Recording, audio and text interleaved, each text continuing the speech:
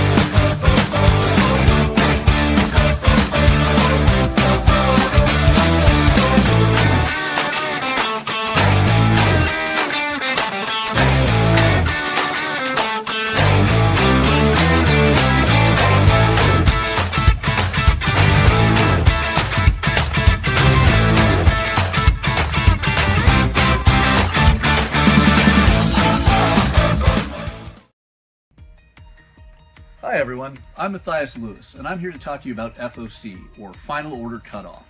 It is the last chance that we, the comic retailers, have to finalize our orders for comics releasing roughly 3 to 6 weeks out from the Mondays we finalize our orders. We deal with this every Monday, but this is important to you, the consumer, because it is the perfect time to reach out to your local comic shop if you want any specific or guaranteed items.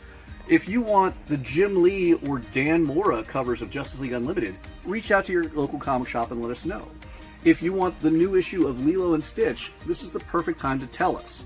Because as long as you can get us the orders before Monday at 6 p.m. Pacific Standard Time, that will give your local comic shop retailer enough time to finalize that order, adding in whatever it is you want, so they can guarantee when it releases, we have a copy set aside waiting for you. So, always reach out to your local comic shop before 6 p.m. on Mondays with the comics you want. The sooner, the better, to guarantee they're waiting for you. All right, guys, I'm going to bring on the rest of the gang. We're going to start with the airport variant of Mathias. Hey, everyone. So who's definitely on his phone, definitely relying on airport Wi-Fi. And Jeremy Shore of Titan Comics in Dallas, Texas. Hi there. So I was thinking about this, and it's weird to me that I am the least experienced retailer in this group today, which is probably more common than I think, but it's just, I thought about it, like, you guys have a lot more experience at this than I do. Well, I got to say something on this note.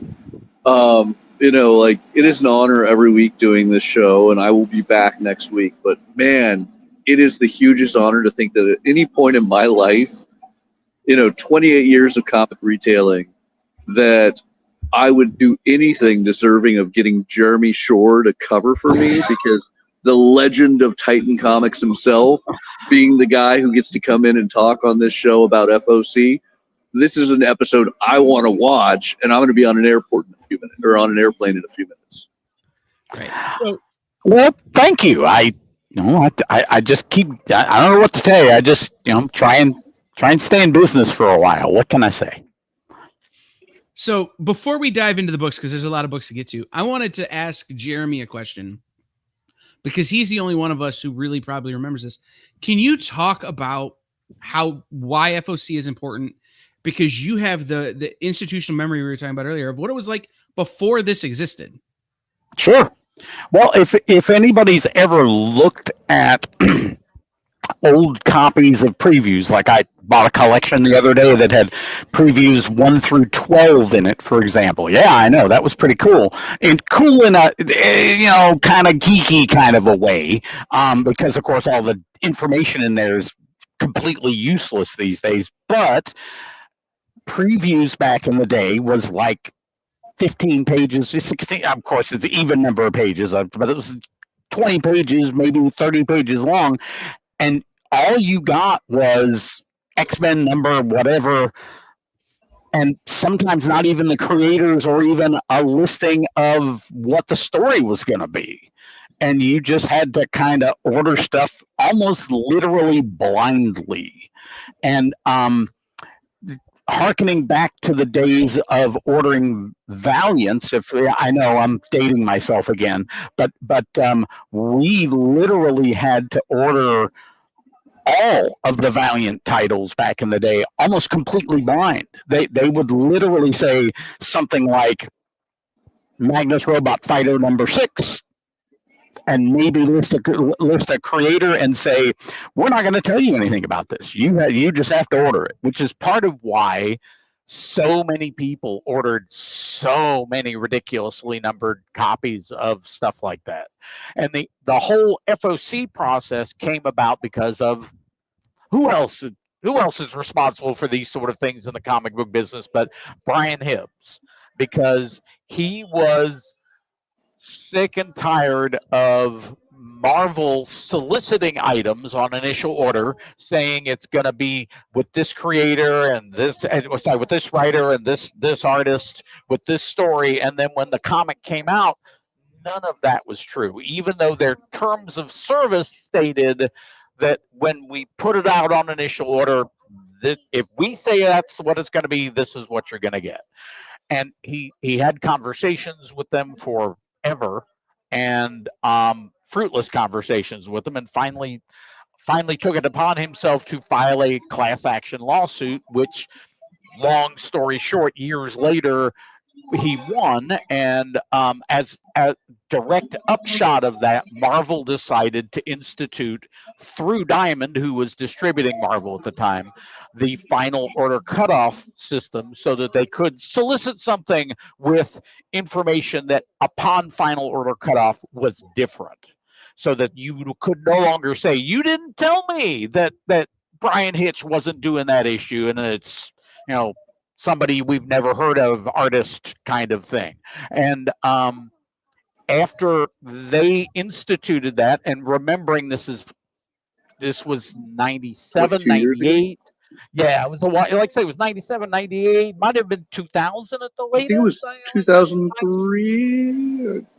My sense of time is horrible on a good day, so I can't really remember exactly the dates. But back at that point in time, I'm pretty sure Diamond was still using bulletin boards to upload your initial orders through, and maybe even FOCs. So there was some question of whether or not they could actually get the technology to work, but it did.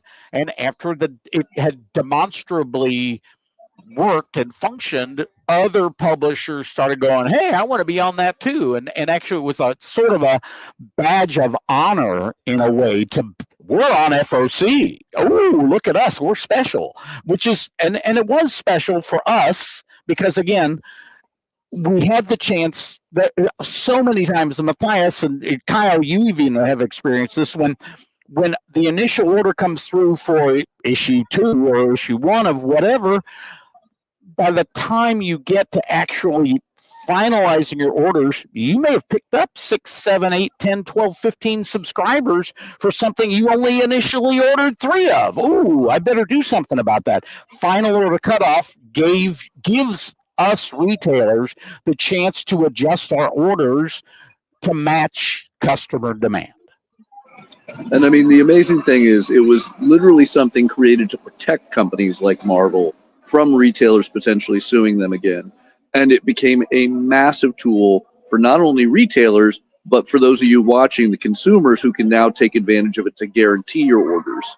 Absolutely. But then we also get to that point. As retailers that know us, if we as a retailer know you as the consumer want copies of Momoko or Stanley Lau or J. Scott Campbell variants, guess what? We'll order them. I guarantee you, my job as a retailer is to have the stuff that you want me to have. And if you tell me, guess what? I'll have it. Absolutely. Right. And that's always what we talk about on here, right? Is that a lot of times there's a cover you want or there's a book you want that if your retailer doesn't know you want it, they may not order. There's a book on here this week that I'm like, it's a new publisher. It's not something that everybody's going to know about unless you're super paying attention. And it's one of those things that you may have to go to your local comic shop and say, hey, I want this 1 in 5, 1 in 10 variant. I will buy at least 2 copies. Like I'll buy the A and the B if you can jump up and get me the C cover, which is a 1 in 5, and it helps your retailer know, oh, maybe there is some interest in this particular publisher or this particular title. Really quickly on that note, I got to give a shout to that specific publisher because I won't be here when you guys talk about it. But having just spent the week at the Ignition Press room in San Diego during San Diego Comic-Con, I think that Jeremy Hahn and Philip Sablick and the entire crew have some amazing, amazing stuff coming out there. So when we get to that moment in the show, please pay attention to Kyle and Jeremy. I think that's going to be some awesome stuff. Yeah, no, for sure. Agreed. We're gonna talk about. I've liked Jeremy Hahn's writing for a long time. So it's one of those that we've even had Jeremy on the channel before Ignition existed. So it'll be good to talk about those things. But like, we also have another creator joining us. We have a creator joining us, Pete Tomasi from Ghost Machine. And when Ghost Machine launched, it was one of those titles that it was one of those imprints that I had to go into my LCS and say, hey, are you ordering Geiger? And they went, what's a Geiger? And I went, okay, we need to, okay. It's Jeff John. Shut up and order it. Right. That's right. Like I had to, that was the actual conversation I had with with a retailer friend of mine. It's Jeff Johns. Shut up and order it. And then they read Geiger #1. And we're like, oh. And so now again, that starts their whole store on a trajectory. They sell a lot of Ghost Machine now. So it's this idea of sometimes knowing is, what does G.I. Joe say? Knowing is half the battle. Indeed. Actually, a perfect example I can really quickly share on this. I got to have a great moment recently. I've been a retailer for 28 years. I've been doing this for way too long and through too many publishers, comics, etc. And I still get surprised. And it's thanks to retailers not retailers, but consumers, customers like those of you guys watching, that sometimes we get our education.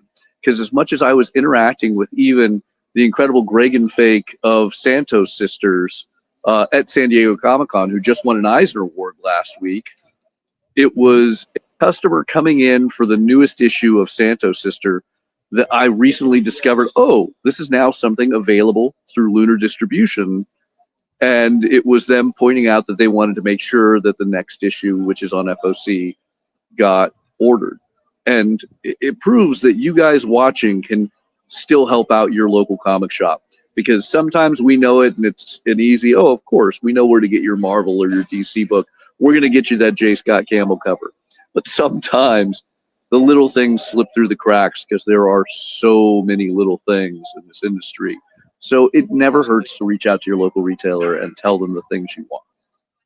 Particularly in today's distribution world where it's so fractionated, where particularly with the demise of Diamond as a viable source for small press, if there's a small press title such as Santos Sisters that you want or that has piqued your interest, letting us know lets us go out. And I mean, sometimes it requires us to email publishers directly and figure out how to get stuff ordered in and pay for shipping and negotiate discounts, because they're in that same position too of, we don't know what to do. But if you don't tell us, we can't help you, that kind of thing. Or we will miss the boat and have to go back and help you when you come in and go, well, that shipped this week, why don't you have copies? Absolutely. I mean, to end that really quickly, my Antarctic Press to Xenoscope of, Diamond, at Comic-Con, I got to talk with Antarctic Press. They are now going to be available through Lunar Distribution, but talking to Xenoscope, you have to go to Filbo or order directly, which is all the more reason where consumers want to talk to us as retailers and let us know if you want a Zenoscope book, because we might not order it through Filbo or directly from Zenoscope unless we know we have somebody who wants to buy it. Right. Absolutely. And that we're going to walk away from that side of distribution for the moment, because if we start adding in like Filbo and some of that stuff, we're going to be here all day going through these titles, and there are a lot to go through already. So, well, then I will let you guys have at it. I have to go board a flight, but I am looking forward to watching this show, because remember, it's not just live streaming. You can watch it all week after it airs on the EXP. Absolutely. So terrific. Travel safely. Hope everything gets there okay. Right. Get an overpriced candy bar. See you later. All right. Let's jump into it, though, Jeremy. We'll start with Lunar distribution. Normally we start with PRH, but we'll start with Lunar today because our guest is going to have their books on Lunar distribution. So we will start here. I want to start kind of with Absolute Martian Manhunter. This is a book that is so trippy and so out there that was it not eligible for an Eisner this year? I didn't pay any attention. If it wasn't, it needs to be next year. This is such a good book. Dennis Camp and Javier Rodriguez are crushing it on this book. You're 6 of 12. You're halfway through. We're about to get a first trade, I believe, of Absolute Martian Manhunter. So now's a great time to jump in and jump on. So Green Martians versus White Martians, man. It's and tale this as old as time. This is one of the books. I don't have a lot of comics that are must reads every single time they come out. I mean, I read a lot of comics, don't get me wrong, but there's only so many that when a new issue comes out, this is the one that I set everything else aside and go, okay, I'm reading this now. This one goes right to the top every single time it comes out. Yeah, and again, this is Sharks and Jets. This is classic Martian Manhunter stuff in this story right now. So really excited for this issue. I love this Amy Reeder cover.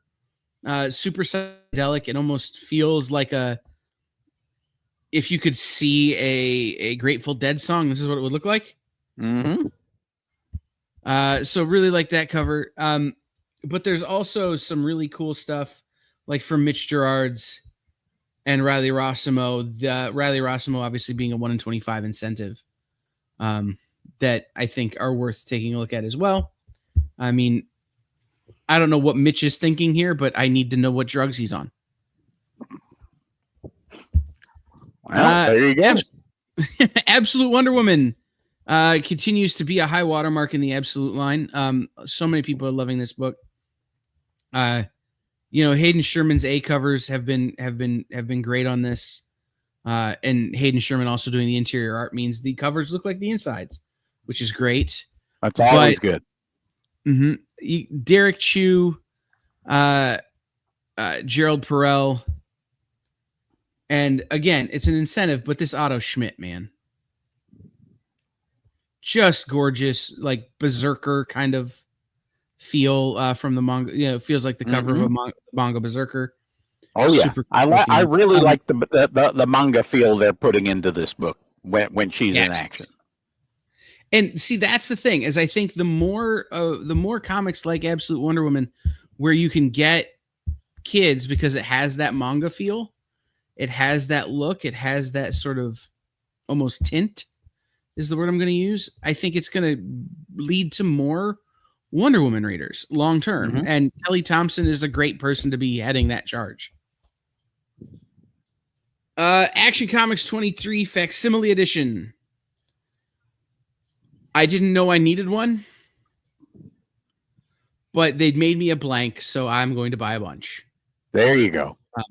I love the idea of having a blank of this particular issue, which is, it's a pretty significant key in the Action Comics. It's the first Lex Luthor, pretty significant key in Action Comics. But to give a modern artist, a blank and say, have fun trying to be, Joe Shuster. Like, do your best, and seeing what they come up with is going to be super fun for me. Yep.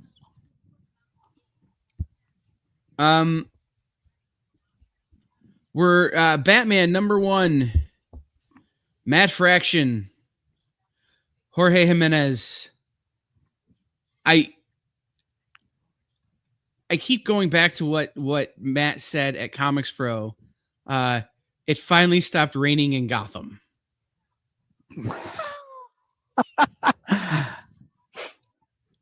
And that just gives me hope for this book, right? Right. And he's so good at bringing out new elements and stories that you didn't think could have new elements brought out in them. Right. Now there's a little bit of heat on this book right now, because one of the comic news sites basically posted the entire lettered finished first page. So this book may wind up, being a little bit hot when you go to your local comic shop. So make sure, you go in and you say, hey, I really want that Frank Quietly variant. Or I hate to tell you this, Kyle. Mm-hmm. It's quietly. I know. I said quietly for years. It's quietly. Interesting. Yes, I know. Don't worry. I like Quietly better, I'll be honest. Or this beautiful Gabriel Dell'Otto. Oh, yeah, this I really like this Dell'Otto variant. Mm-hmm, that's gorgeous. This one just missed the top 10 for this week, only because I couldn't pick one Batman. I would have had to pick like 9 Batman covers, and didn't nobody want me doing that. So like the Art Germ wraparound, also gorgeous. Yes. From this book. So you're going to want to get in, because again, there may be some heat around this book, just because of that spoiler that happened. And don't forget the mystery bag variants that we ordered 2 weeks ago, something like that. There is a mystery bag variant. If you were in on the Battle Beasts and what was the other one? The crypto one, No, crypto didn't. Crypto was a golden ticket, not a mystery. Yeah, you're right. Though I think Monsters is also doing a mystery bag too, but we haven't ordered those yet. I don't think. Yeah, no, that's right. But yeah, you got the mystery bags as well with this one. So again, maybe make a phone call and say, hey, I want to make sure I get at least this, and then I'll take my mystery bags or whatever. It's been 25 years since Battle Pope came out. It's a great comic. If you have not read Battle Pope, it is a hoot. Now it's not particularly heavyweight in that regard, but it's a great fun read. Very irreverent and very not Kirkman-esque in terms of, if you read it, you're not going to pick up a lot of the threads that he's been working with in his later career. This is definitely early career stuff, and it's a lot of fun to read this book. Well, and remember, this came out before The Walking Dead. This was the thing that I kind of knew Robert Kirkman for before The Walking Dead happened, but it was the thing I really knew Tony Moore from. Was Battle Pope, and so it's been 25 years. It's a deluxe hardcover. It's a $50 book, but well worth every bit of it. And if you look at who worked on this book, Robert Kirkman, Tony Moore, Matthew Roberts from Manifest Destiny, Corey Walker from Invincible, all of these guys went on to be big players from this book. So make sure you jump in on this if you've not read Battle Pope. It's going to be it's going to be one of those that some of you are going to see and be like, that book looks goofy, and you're right. But it's the good kind of goofy. It is. It's a great kind of goofy. All right. Biker Mice from Mars continues from the Nacelle-verse, and our friends over at Oni Press. We'll talk more about this later, but once again, if it's that nostalgia, man, if you were from a certain age like I am, you're you're just feeling it. You're feeling your childhood in this book. Oh yeah. We had Don Don Hadfield on from AMP Publishing a few weeks back, but they have another book out, Black Demon Tales Descent. This is not one that I know all that much about, so I'm excited to finally get to read it. But just AMP is one of those companies I'm keeping an eye on, because books like Love Struck are so interesting and unique that to have them on the market is a good thing for me. So I like having somebody who's doing something weird. Yes, indeed. And to come back over here to Panic Comics, Brendan Columbus, Panic Entertainment, Black Diamond. This was a book that originally, I think, was solicited through an entirely different publisher that never actually happened. I think the publisher went belly up. And so we're finally getting Black Diamond, but colors by Lee Lothridge, cover by Ben Templesmith. Those are probably the only names you're going to know on this book right off the top of your head, but you're going to know a lot of the folks working on this book. So again, this is one of those, if you see it in your store, swing in, take a look at it. If you're into Alfred Hitchcock, The Wicker Man, people getting killed in the mountains, it's for you. I swung past Bullet Adventures. This is another one of those that I'm keeping an eye on this publisher. I don't know anything about this book. I don't really know where it's going to go, but this is somebody who's doing alternate superheroes. So it's something to maybe take a look at if you're into weird superheroes or anything that Craig Yo has ever published, later in life. True. Jeremy might be the only person who gets that reference. Yep. Dave Hill's Dark Regards, again, an Oni Press book. You've got these are the covers everybody's going for, are the rock and roll reference covers, the homage. So this is an homage. This is the final issue. You've got your Iron Maiden homage here on that one. Trade paperback, Darkwing Duck, Justice Ducks. Amanda Diebert written. So again, like Justice Ducks has been so good. It's felt like my childhood. So you've also got the cover art gallery with Lyrics Lee, Mirka Andolfo, Drew Moss, Trish Forstner, and everybody else who's worked on this book. Don't skip over Supergirl Body and Soul. That Peter David stuff was good. Oh, absolutely. There are actually a lot of these DC finest coming out. And we actually see them really clearly over on PRH, and we'll hit them there as well. But these DC finest trade paperbacks or collected editions are a great way to jump into story arcs that are hard to find now, I guess is the way I would put it. I can't remember the last time I was able to find a single issue from Body and Soul in a shop. Well, right? You haven't been to mine recently, but I understand. Well, it's like I know I have a Showcase 96 somewhere, and I know I have the annuals, but it's like I don't remember if I have Peter David's run of Supergirl or not. So this is a great way to pick that up.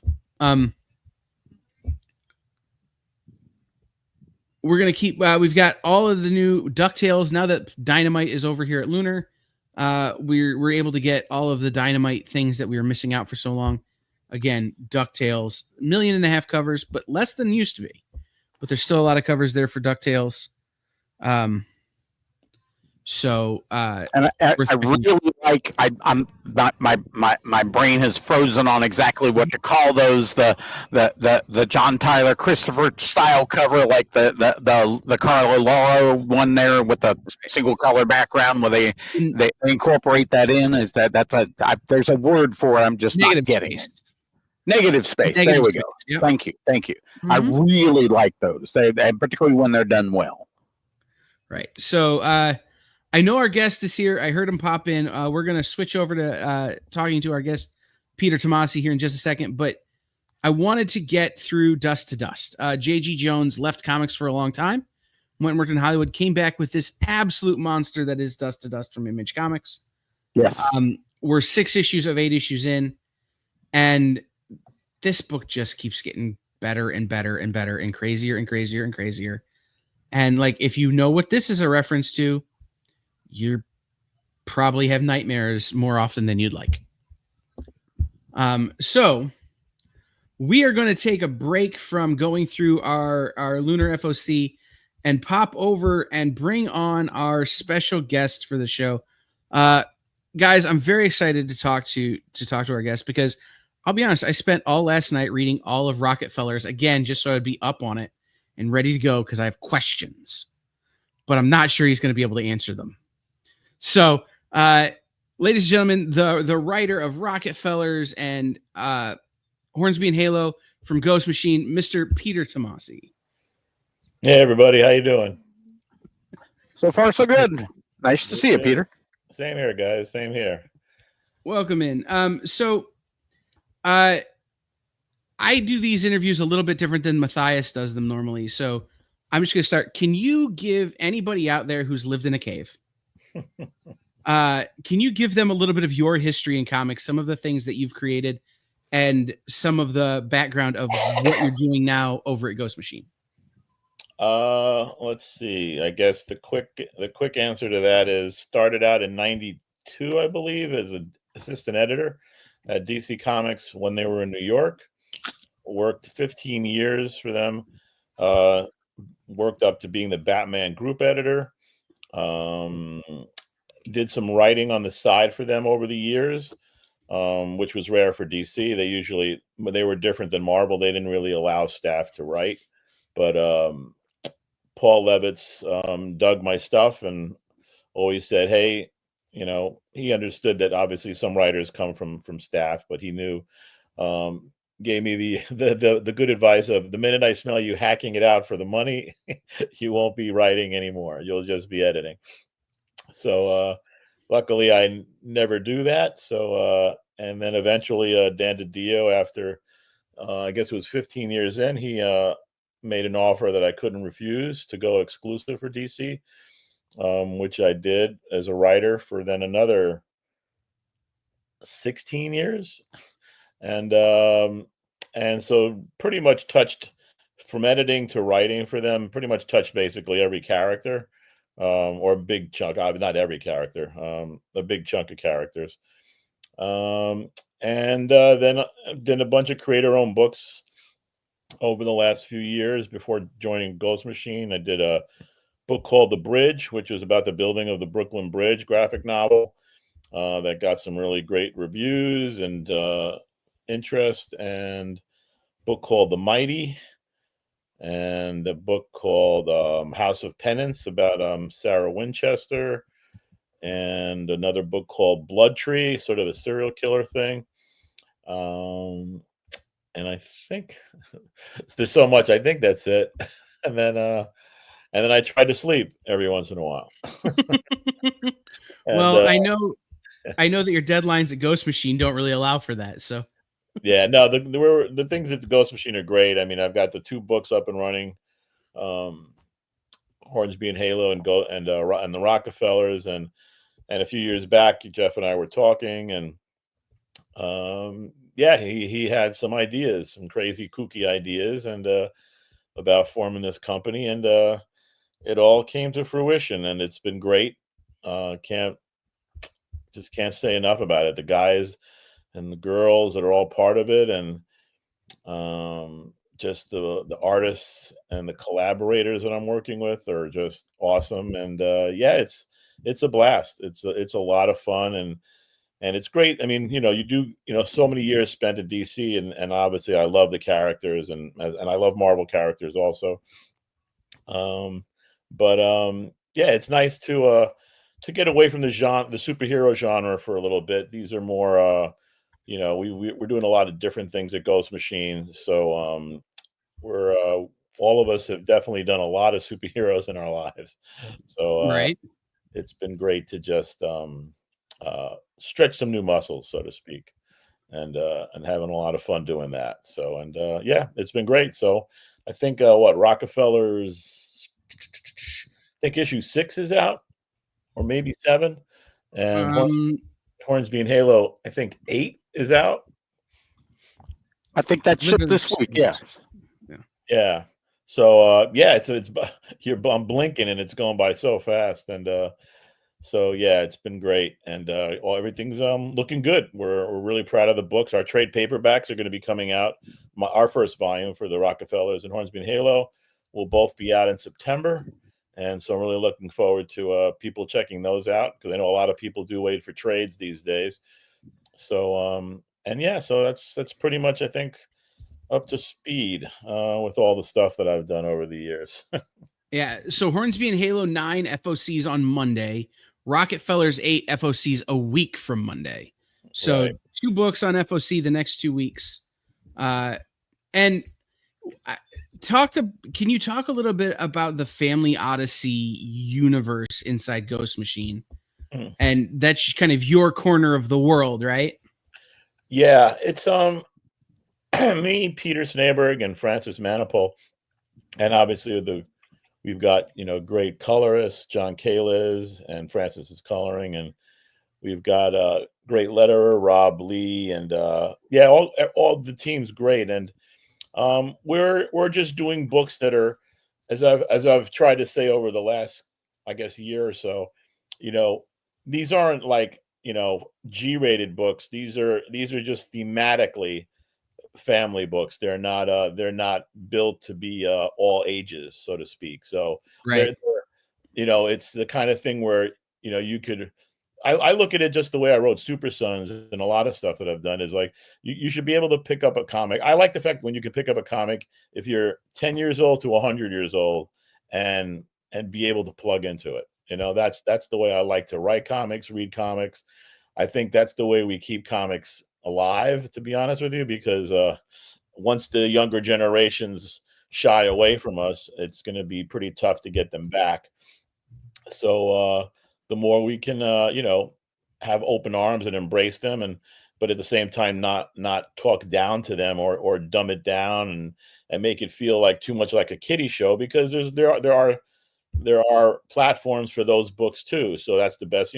There's a lot of great stuff out there where you can find stuff for any age, and we're plugged into the Family Odyssey stuff on putting our characters through some major adventures, big emotional arcs, and the best stories, as you guys probably know, when you look at even Pixar's and Disney films and classic tales from the past, like Hansel and Gretel, whatever, etc. There's always that undercurrent of dread or fear or horror or life that's percolates, that's a little darker, and that permeates our stories. It's not just a run through the roses, so to speak. Right. I mean, if what the Rockefellers are going through is a walk in the roses, I wouldn't want to see what a bad time is. So let's get into exactly what is on FOC this week. Rockefellers number 8, on next week, Rockefellers number 8. What can you tell us about where this story is going? Rockefellers number 7 kind of ends on a cliffhanger a little bit. Rockefellers number 8, which I read this morning, is wild. And then we do have the trade paperback this week. No. Oh, was it this week or next week? I imagine if anybody knows, it's Danny, right? I thought the trade paperback was coming out in September, to be honest with you. I think the FOC is this week, but I think Danny will probably give us a high sign. But I think the FOC for Hornsby and Halo was just this past Monday, and obviously you can still order it. And the FOC for Rockefellers is this coming Monday for the trade. So, but in terms of the individual issues, obviously that's a whole other story. But yeah, issues 7, 8, and 9, which are all take place in the Rockefellers' future, so we leave the 21st century and go to the 25th century where they came from, and we explore and sort of deepen all the reasons why how their lives were, what they were doing, why they had to leave, and really just kind of peel back the onion for those issues. And Sia has done a great job on a chunk of the art in each of those issues, because we've got some book ending where we're still in our present with Frances doing art alongside her, and then issue 9 is a really big issue coming up too. So yeah, really, it's one of those things where we were really locked into making sure that this was a book that the characters always come first, and then just slowly giving a lot of reveals so that when everything, when the shit hits the fan, so to speak, that you're invested, and you really care about them. And so we hope that's the case. And I think when the trade comes out, people who maybe shied away from it, either due to the gazillion amount of books on the stands or not knowing whether they want to check it out, I think if they give that first 6 issues a read, I really truly believe we'll hook them there, and people will really want to stay on the journey with us. Absolutely. I agree. It's a great read so far. Good job. So, confirmation, Hornsby trade paperback was last week. There is FOC for Rockefellers this week, trade paperback, which is issues 1 through 6, and Hornsby number 9 this week. I think we lost. Did we lose me? Little, yeah. I don't. Are you guys back? I can't tell. Am I here? I can hear you. Frozen Kyle. to me right now. Yeah, Peter's frozen on my screen. I can hear him, but he's frozen visually. Peter? Well, I think we lost him. Yep, we did. Yeah, well, I just took him out, let him leave and come back.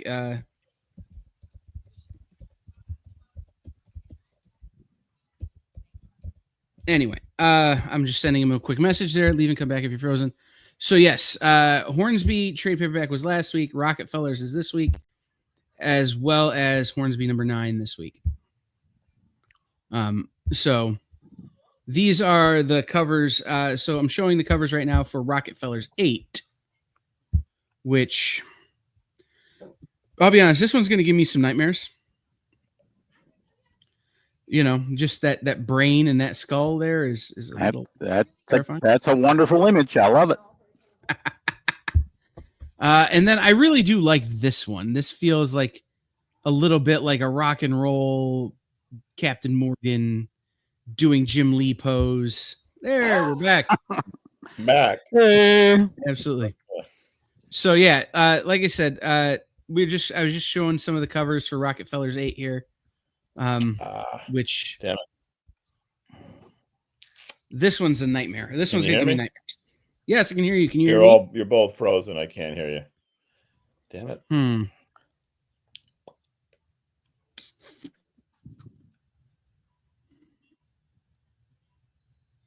Sorry, normally I'm doing tech support from behind the scenes here.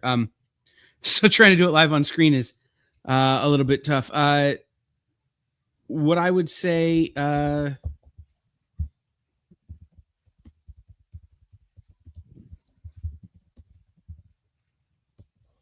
okay. So we'll drop him back out. How about now? I don't know. You tell me. Can you hear me now? So far. Great. So yeah, like I said, we're showing the covers of Rockefellers 8 here, which is I just lost my train of thought on when it's on order, but again, this cover is going to give me nightmares. I love it, but it's going to give me nightmares because it's gorgeous, but also that brain. And then this is my favorite cover of Rockefellers 8. This great. Jim Lee, Captain Morgan, Rockstar pose. 811. Thank you, Danny. It's a week from it's that's FOC is a week from Monday. Yeah, that's the great Christian Alame doing the art pencils and inks on that. He's known mostly for being an inker back in the day. Used to use him a lot over Doug Monkey and things like that when I was an editor. But he started out as a penciler doing Lobo books and things like that for me. back in the 90s. And he did a great Enemy Ace special that Garth Ennis wrote too. That was really amazing. But yeah, he just ended up moving away from penciling and just inking. So I try to get him to pencil whenever I can, because I know he's a stupendous artist who does not have enough of a body of work to to show. So it's a real shame. But whenever I can get him to do something, I try my best. Absolutely. So, and then I'm going to give a little preview because Great. these are out there now. Yeah, I love that cover. Number 9. Awesome. Yeah. So, give people, anybody who isn't reading Rockefellers, again, I'd like to visit your cave sometime, but can you give people the elevator pitch on what Rockefellers is? Yeah, the quick pitch is a family from the future has to escape their current time, and they get into a witness protection program that takes them here to the 21st century, and sort of the fish out of water kind of scenario with the family trying to acclimate while they're being hunted, and that's pretty much the quick elevator pitch. Yeah, and there's some as serious as the topic is, there is some great comedy in this book. Like, I laugh almost every issue. Usually it's at something the daughter says, like, just, because it feels like that's something I would say. Right. So I really... Yeah, I'm glad you appreciate that, because I think you can't, if you do books that are just too heavy on the drama, on the Sturm and Drang all the time, it gets to be, I think, too much. I mean, even as a reader myself, or going to movies or novels, if you want it to feel like real life, you've got to have a little levity in there. And it's, because even the strangest times, people come out with the weirdest lines or have the strangest perspectives. So it's very humanistic, and I think people always say the weirdest things or do the funniest things at the weirdest times. So it's always fun to keep that, out there. Absolutely. So then Hornsby and Halo. Hornsby and Halo number 9 is on FOC this Monday. Give people the elevator pitch on Hornsby and Halo. The quick one on that are the two kids, one from hell, one from heaven, and they're both chosen to be sent to Earth to sort of try to be a what's the best way to put it? They need to learn how the good needs to learn how to be sort of understand the bad, and the bad needs to understand why the good are the good. So what they're trying to do is just get a sense of balance, so that heaven and hell can finally stop having an eternal war, forever war, so that if these soon to be or hopefully future leaders will understand the other side of things, so to speak, and have a bit more balance in the universe, and be better rulers for their people and their realms, and keep everybody from dying. That's unfortunately, it translates to a lot of things that are going on today. Right. And it's true. There is a lot of allegory. I don't know if it's intentional, but it feels like in this book. Yeah, I don't tend to write that way a lot. I tend to just let the characters drive it. But then what happens is, of course, as you go on, you start to realize there's a lot of things. I mean, I think any writer does, they try to draw from what's around them and what they've experienced, and that's usually the best stuff. So, and I read a lot, and I'm always I'm reading up always on the news, and I'm a real current events guy. So, and a big history nut. So, yeah, it informs all my writing, and be it the small way or a big way. But I never ever hit people over the head with stuff. I never like to pick a side. I always just like to paint out sides and let the readers decide on where they want to take it or think about it. So I'm not I'm not a big soapbox guy. I don't like getting on a podium. I'm here to entertain people. I'm not here to get my soapbox and my bullhorn out. Right. No, absolutely. And that was the thing I was going to say, is there is a lot of allegory, but it's not like some of the other books like that are very much, where the writer is pushing you or is hitting you over the head with something. It lets you find your footing. Yeah. Yeah. That's a good way to, So again, these are so this is the A, this is the B, and this is the C cover, Great. which I love these playing card covers you guys are doing. Yeah. Good stuff. On Hornsby, yeah. Yeah, and Peter Snaberg, the artist, is well, I mean, Francis, who I co-write with, and Peter Snaberg, who's a big collaborator.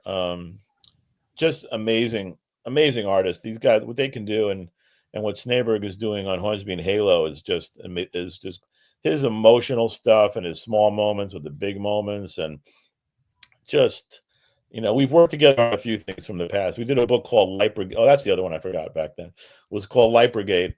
World War II, Angels and Demons. Back, I don't know. Geez, must be in 2000, I think. Nope. Okay. And so you froze for a second there, Peter, but you unfroze. Oh, okay. So yeah, so Light Brigade was a great book that I worked with Peter Snaberg with and on. And then we did a book called The Mighty, which he did, I think it was 5 issues of 12, but he had to unfortunately jump off that. And we had to be content with Chris Somney. Oh, so that was a real Chris Somney. Bummer. Yeah. So yeah, he did some great work. That was some of his early stuff, and oh my God, Chris was so great on it. So yeah, looking book too, The Mighty, if people are interested in looking for that one. So this book is, this is almost to the end of volume 2 of Hornsby and Halo, right? The first volume was 1 through 6, so we're kind of in the midpoint of volume 2 here, sort of rounding the curve. If people haven't jumped in yet, can you give them sort of an indication? Is this a good place to jump in? Should they go read volume 1 first and then jump in? How does this stack in terms of? I would say honestly in both books that the best thing to do is it's not like we've got 100 issues under our belt. We've got a whole 8 issues done. So people don't have to go far to pick up either the single floppies, or now that the trade's going to come out, each of those books are going to have 6 issues in them. So they're going to be able to jump on board real quick. And if they love the trades and the stories in there, they can, and like all those nut cases are in terms of comic readers, we've got how many versions of everything, or floppies, our trades, and then our hardcovers, et cetera, et cetera. Right. So yeah, once they read the first 6 issues, or if they pick up the trade, like I said, I think it'll drive them hopefully to pick up the series, then continuing onwards, and then go from there. So all right, I was going to show a couple little previews for number 10 as well. So this FOC's in about a month from now. It's like a 9/1 or 9/2, whatever that first Monday is. Right. So check those out as well. This is a number 11 that, like, I saw that on the internet. I'm like, oh, hello, Headless Horseman. Yeah, great issue. A lot of fun. Peter did some great work on it. Peter Snaberg. So, guys, now you have a little something to be looking for. Yeah, well, not a little something, but you've little preview, something to be looking forward to. Yep. So, as we talk about the overall sort of trajectory of both Rockefellers and Halo and Hornsby, or Hornsby and Halo. Sorry, it's been that kind of day. The question I want to ask specifically is, the Ghost Machine fan base is so awesome. Like, they really are. Like, it's one of my favorite communities to interact in.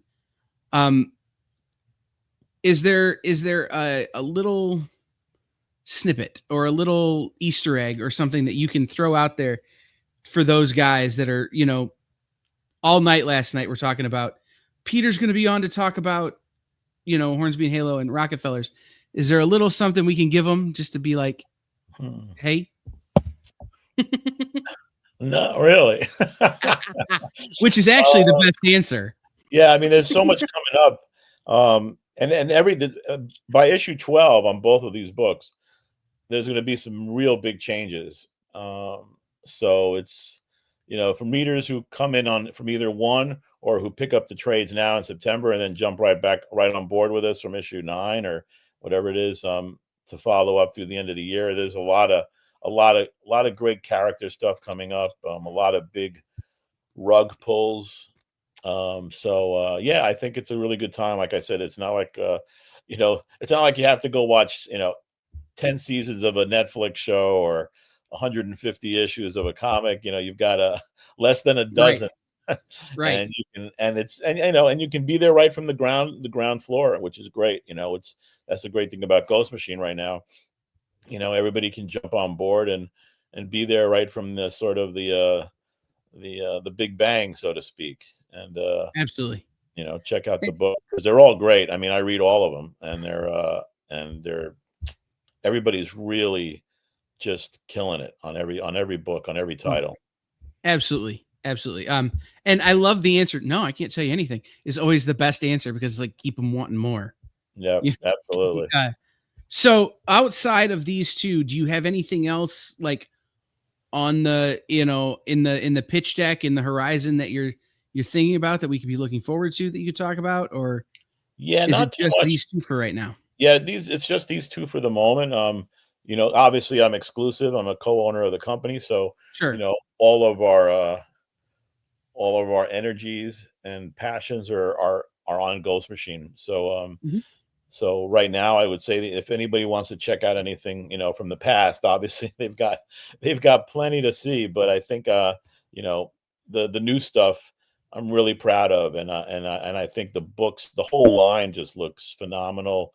Aside from the character and story quality, the production on the books, the little bit of extras that we do with the who's in the back of the issues, we've got the great website with the merchandise, and it's a great thing to be a part of right now. So every issue's got a recap page too, like Danny was saying, and so nobody can, once you jump on, you're not going to feel lost. You can just get plugged right in. So it's right now Ghost Machine is my 24/7 world, and so anybody wanting to see the new stuff that we're doing that's the place to go. And but obviously if they want to check that stuff out along with all the DC work too in the past, or the creator owned stuff, even more importantly, that's all hopefully still sitting there, being digital or in bookstores or online somewhere. So yeah. Well, like I said, you can't blame me for wanting a Peter Tomasi written like Geiger, give Jeff a week off and you have some fun with that character, one of those. Okay, well here I'll just hint at something. There is something percolating about something. Something. That's the answer. There's something we're thinking about, doing something at some point. Where can people follow you on social media? Where else can they go to support your work? Where else can they go find out about all the things and where you're appearing at conventions and things like that? Yeah, I mean, I usually tell everybody I'm on Twitter, Facebook, Threads, and Instagram, which is plenty. So I usually tell people where I'm going for shows on there, and what books are coming out, and obviously promoting. I've been really banging the bell pretty hard for the trades for Rockefeller and Hornsby and Halo, because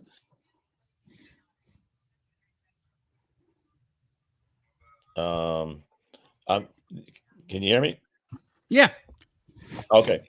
So I'm banging the bell really hard for the trades coming out. So I just want everybody to really be aware of those books. But yeah, it's I've got what coming up. I've got LA Comic Con in end of September, the New York Comic Con in October, Baltimore in October, and Ocean City, Maryland in December. And that'll probably be it for the year in terms of shows. And that's about it. I want to give a shout out to Infinite Entertainment for dropping the super chat. I'm unable to catch this live, but I'm a big fan of your work, Mr. Tomasi. Have you seen The Last Detectives Arazo and Diaz? Have we seen The Last of Detectives Arazo and Diaz? Azaro and Diaz. Who were those? Okay, well, that's the answer to that question. Maybe they're that's about they're talking about Blood Tree. The serial killer thing. Okay. I was in the Ghost Machine world now. I'm like, I don't know about those. I don't, but yeah, of course, yeah, those are Blood Tree's a really cool book. I think people really enjoyed it to pick it up. It's kind of got a Seven vibe, and really the characters, the two detectives, are really great to go along on the journey that they do. So, and it's a book that's all done in one, but there's little interest here and there in the big Hollywood world. So who knows? You never know. It'd be nice to see something happen with it too. So, well, absolutely, that would be fun. So I will see you at Baltimore. Oh, okay. In person. So I'll make sure to swing by and say hi at Baltimore.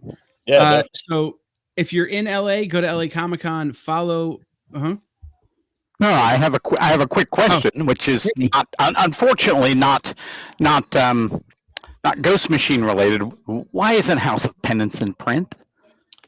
Is it not in print? It hasn't been in print for a while. Really? Really? Just wondering, because I'm a big fan of both you and Ian Bertram, and I could sell that book over and over and over again. I figured I'd ask you since I had you in front of me. That's all. Oh, I'm glad you did. I have to ask. I'll have to give Dark Horse a call and see why that's not in print. I thought that was in print. That's weird. It hasn't been in print for quite some time. Huh. Okay. Well, Jeremy's got a hole on his shelf. Well, yeah, House of Penance is a beautiful book. Ian killed on that book. He was so yes, great. He did. He really beautiful book to check out. They did a great deluxe edition too, which yes, indeed they did. Yeah. And sorry, I didn't mean to. Oh yeah, no. Hey, all the stuff that I've written, the more love I can get for everything, the better. So not a problem. Awesome. So everybody follow Peter over on all of his socials, Threads, Instagram, Twitter, Facebook, all those places. Make sure you hit him up at a convention. And then remember, head into your local comic shop this week to order, what did we decide? You can still order the Hornsby trade paperback, which was last week, Rockefeller's trade paperback this week, and Hornsby #9 this week in your local comic shop. And we're going to talk about those here in just a second. I want to thank you, Peter, for joining us. It's always great to talk to you, and always great to talk to anybody from Ghost Machine. Big fans here on the EXP of everything that's going on over there. So thank you so much for being here. Keep up the great work, Peter. Thanks, Absolutely. guys. I really appreciate it. So thanks for the love, and thanks for getting the word out. We all over at Ghost Machine appreciate your energy. I appreciate you. All right, guys, we're going to take a 45-second commercial break, and we will be right back with more FOC with myself and Jeremy Shore. Sure, comic books are beautiful, but underneath, there's something more authentic and exciting. The original art. See the pencils, the lines, the shading, as if you were there in the studio watching the artist work. Getting a peek at comics' backstage is easy with the original art experience. All right, Friday night, guys. Thank you for being here. To be doing anything, the fact that you're here means the world to me. Nick's pieces are always value priced with your budget in mind, for the beginning collector to the veteran. And this is gorgeous. You got Aquaman and Mira. Join the original art experience with Nick and our friendly crew of regulars, even if it's just to enjoy the art. Fridays at 7. It's all part of the experience.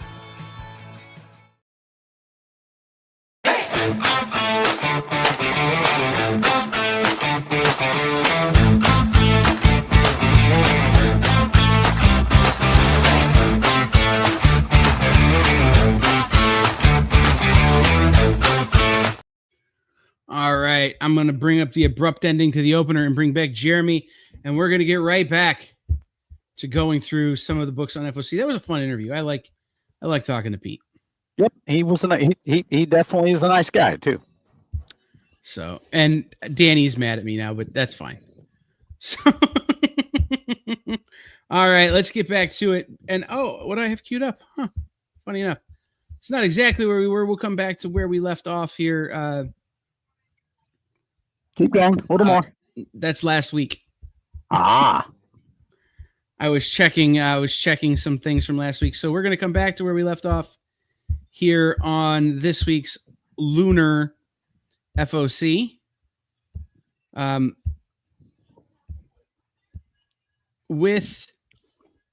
be right back. Sorry about that. No, you're good. Something disappeared. Ironically, since we went live, something is no longer here because Erie was on the next page. But Absolute Flash, or The Flash, rather, part 6 of Bad Moon Rising. This has been a super fun Flash story. I'm loving the new Flash costume with the black and red.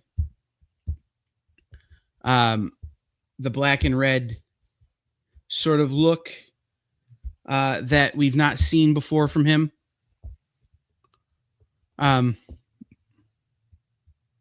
So it's penance, Nick. Penance, like the thing you do so you don't go to hell. Penance. I don't know which is the correct spelling. Anyway, that's why I wasn't an English major. I was an art major. Anyway, I am loving the new kind of black and red theme on the suit in Bad Moon Rising. It's been super fun, and you've got this killer Serge Acuna cover.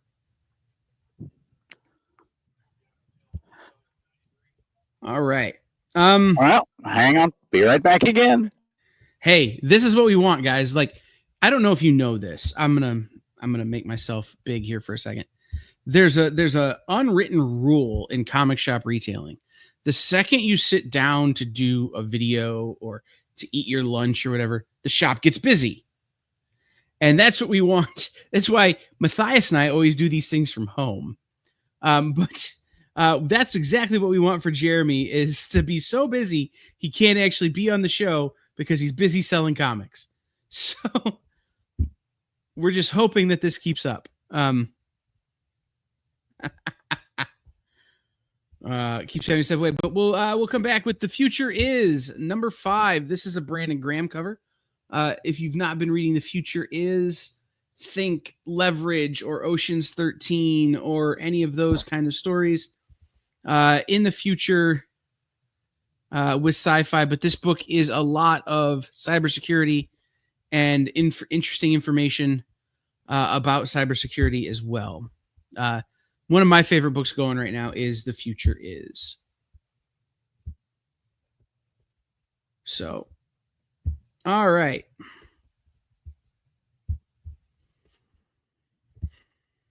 You got Gotcha Man Joe Bloodlines. Mad Cave is really working hard in this Gotcha Man, kind of manga history, anime history sort of sector where they're doing all this kind of stuff. So these books have been really good. You have this beautiful Francesco Tomaselli cover coming out from them as well, written by Steve Orlando, who I've said before, Steve Orlando could write paint drying, and I'd probably read it. So shout out to Steve for that book as well. We just talked about it. Geiger, Jeff Johns, Eduardo, I never can get this right. Panseca, I think, Norm Ratman, Brad Anderson, Gary Frank cover. Y'all, if you like Fallout, this is better. It's probably a hot take to say something is better than Fallout because I know how popular Fallout is. But I honestly believe Geiger is what Fallout should be. So be checking this book out. And again, you have beautiful cover, the beautiful Freddie Williams cover. If you're not reading Geiger, you're missing out. It's a great fun read. Although I do have a baton placement question on that cover, so we'll move on.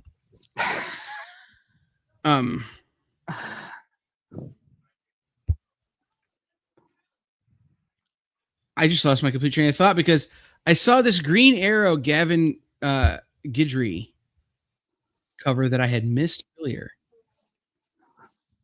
I like this cover a lot. Anyway, it's very nice. Green Arrow, the Arsenal story they've been telling in Green Arrow has been super interesting. Arsenal, I think, is a character that doesn't get enough love from Green Arrow. And something about the simplicity of this Redondo. It's sidekick leftovers, That's one of the problems. Is everybody still associates him with being a sidekick instead of an actual full blown character, which is too bad because he's got lots of nuances to him that they've built up over the years. It's super true. Fallout fans love Geiger a lot. Told me at SDCC, right? Again, Geiger is what Fallout should be. I'll say it. But anyway, these Bruno Redondo covers, there are several of them this week. They are all gorgeous. I like the simplicity here. Every one of them is well designed and well executed. I really liked them. And oh, by the way, you see he's using dot zipatones. Anyway, it's a lost art that not enough people are doing. Again, I'm calling out artists all of a sudden for no reason. You have your Green Lantern. Again, we're 26 issues into Green Lantern. I shouldn't have to sell you on Green Lantern anymore, but I am going to mention Green Lantern Dark, which is an Elseworld story by Tate Brombaugh. This is a book that has really been growing on me every issue. I think it falls a little bit victim to not finding its footing early enough. Yes. We're maybe 4 issues too late for it to be getting as good as it's getting, just to be wrapping up. But I would like to see this book come back again. Here's the Alex Ekman lawn cover. I'd like to see this book come back again, maybe, or see what it does in trade, because I think it really does deserve more hype than it's getting. I've said before, if there's ever a DNA cover on FOC and I don't mention it, somebody check and make sure I'm not dying. But here's a David Nakayama Harley Quinn cover.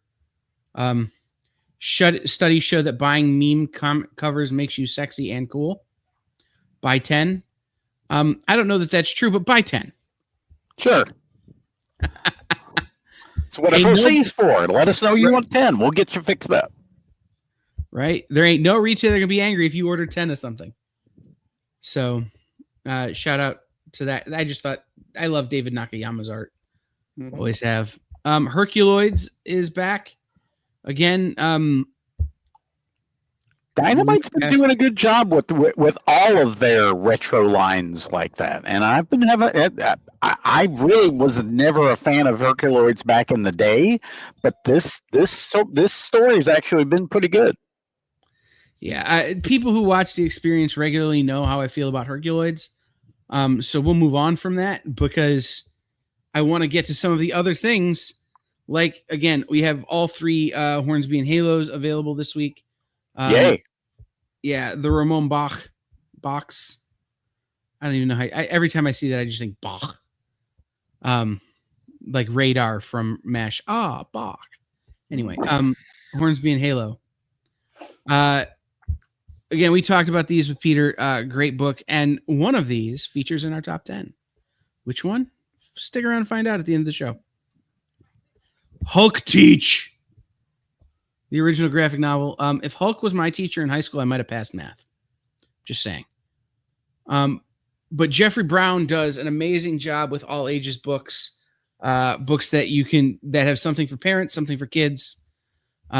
His Darth Vader and son stuff, Darth Vader and daughter stuff was where I first found him, and I just really dig everything he does.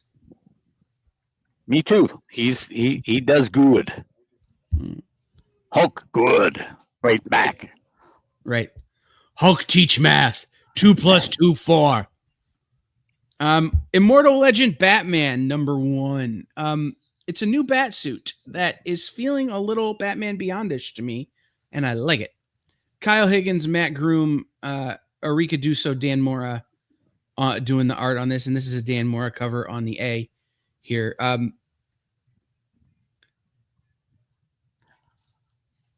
Kyle Higgins bringing Batman into the future just feels like him finally getting to put a character into like the Radiant universe that he's always wanted. So I can see that. Sure. I'm sort of excited to see where this goes. I need to read the PDF for this. It's on my list to do today before I finalize my FOCs. Yeah, I haven't gotten to it either. But there are some really cool covers for this. Yes. Including this Matt Taylor, if it'll load. There you go. Matt Taylor cardstock Japanese variant. I think that's Japanese. Yes. Well, It's definitely kanji. yes. So, super cool. Justice League Unlimited, again, has been really cool, but it's Nathan Zerdy art on that one. The show Another always cover you should never overlook. But he does great work. right. Again, this show needs more cheesecake. So we're going to show that one. And we're going to keep moving here because we still have to get over to PRH and do those things. But there's something coming up here that you're going to want to pay attention to, and it's this. Mark Spears Monsters, number 7. Mark Spears, is still one of the hottest artists going right now. And the number 7 features a lot of classic. You got a nice The Witch, Headless Horseman. You got the Halloween homage. And, of course, your famous Monsters of Filmland homage as well. Something that is on my list that I don't know that's going to be on anyone else's is the Masters of British Comic Art 8 hardcover. There's so many people who got their start in British art that made it big over here. I mean, Brian Boland, Dave Gibbons. I mean, we could go on forever on this. This will be a great book. Right. I mean, so this is, Brian Boland, Yvonne Hutton, Dave Gibbons, Don Lawrence, Reg Bunn, Shirley Bellwood, David Roach from 2000 AD put this all together. Again, all of these are people who have worked for 2000 AD. Written by Garth Ennis, John Wagner, Rob Williams, Dan Abnett, and others. If you don't follow British books, British comics, you're missing out on some things, especially Judge Dredd. But it's definitely worth taking a look at. Yes. Mr. Fantastic is having a moment. Terrific. Mr. Terrific is having a moment. Mr. Fantastic is too, I would imagine. I think Mr. so. Terrific is certainly having a moment. And this Greg Smallwood cover, I think, is pretty dope. Red Sonja Army of Darkness continues. Red Sonja versus the Deadites is, just a match made in heaven. This is another one of those. This is one I'm excited to read. I have it this is on my list to read. Red Vector number 1. Mad Cave's been doing some really good books recently. Really good. And flying under the radar a lot. And it's well worth your time. Right. This is the creative team that did Crush Depth, which was a book I really liked from Mad Cave. That was the bottle comic where they were in the submarine. Mm-hmm. So I'm excited to check out Red Vector. Again, we have Rockefellers, which you talked about. Trade paperback volume 1 on FOC. This is the first 6 issues of Rockefellers. I know for a fact that you can get through this in a good morning of reading. So it's a great and easy way to get caught up to where they're at in the Rockefellers universe. This is one that maybe Matthias and I would spend a lot more time talking about. Rogue Trooper. Alan Moore. What, you don't think I've read Rogue Trooper? Is that what you're telling me? I know you have. Now? Oh, I know you have. But this is one of those that had previously been solicited through other places. Now is over at Lunar. And we have the first 3 volumes. Well, actually, that's it. This week. That's right. I believe that is everything Rogue Troopers, those 3. At least that is. But I know they're releasing a compendium. Cool. Yeah, which I only know because I bought it from England. Anyway, I had to import it. But Rogue Trooper is so great. It's a great war story, but not your traditional war story. It's when you think about war stories, so many of us think about the Kubert war stories. It's not that. It's something totally different. Yes. Savage to the Conan. I have a 5-year-old nephew. You cannot go wrong with the hardcover Sesame Street books, mainly because kids can beat the crap out of them and then still read about Cookie Monster having a dinner party where all he wants to make is cookies. Cookie. Anyway, It will definitely go on feature in my kids section. yep. Oni Press bringing back the Sixth Gun. Battle for the Six by Cullen Bunn and Brian Hurt. The original team on the original book. Absolutely. Maybe go back before you jump into this part. Go back and read the first volume. Just a recommendation from me. Yes, it was New super Red uber. Sonja. Oh yeah, it was. New Red Sonja. Christopher Priest, Alessandro Miracolo. This is a Stepan Sedgwick cover. Sonja Reborn. There was a moment, and I said this to Nick, and I will say this on the air a bunch of times, where Red Sonja got a little bit too proliferated over at Dynamite, and cutting them back and then launching this series with Priest, with the Alessandro Miracolo art, is a great way to kind of start or to kind of bring it back in 2025 and kind of start over. And I'm very excited for this because there are just some incredible covers for this book as well. We'll kind of pop through them. You do have the Anamiya cosplay cover.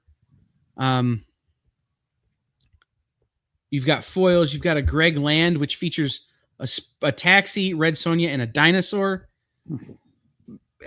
It used to be Pretty Girls and Big Guns. I think now it's Pretty Girls and Dinosaurs on covers.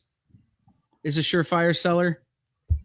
And I'm sure if you head over to Dynamic Forces, there will be some covers that aren't available necessarily here that you can jump on over there as well.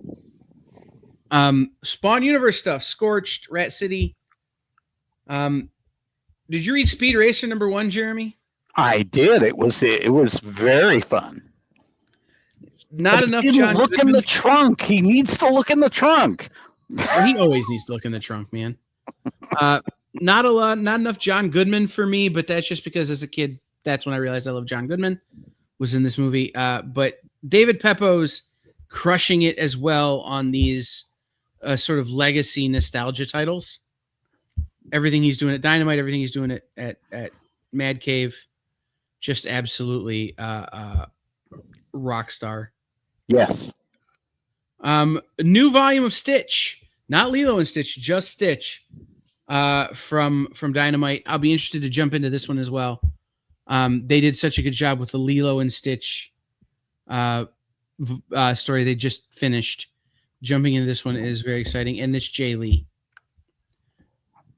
I don't know if anybody is better to draw Jay Lee or Stitch than Jay Lee.